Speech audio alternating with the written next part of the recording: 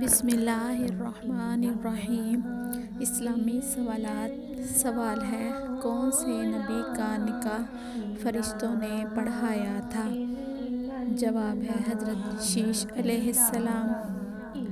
سوال ہے، اللہ نے قرآن پاک میں رزق کا ذکر کتنی مرتبہ کیا ہے؟ جواب ہے 119 مرتبہ۔ سوال ہے، قرآن مجید میں صوم کا لفظ کتنی مرتبہ آیا ہے؟ جواب ہے 3۔ سوال ہے، وتر کی نماز کیا ہے؟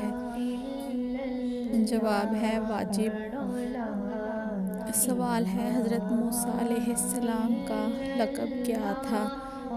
جواب ہے کلیم اللہ۔ سوال ہے، قرآن مجید میں کتنی سبزیوں کا ذکر ہے؟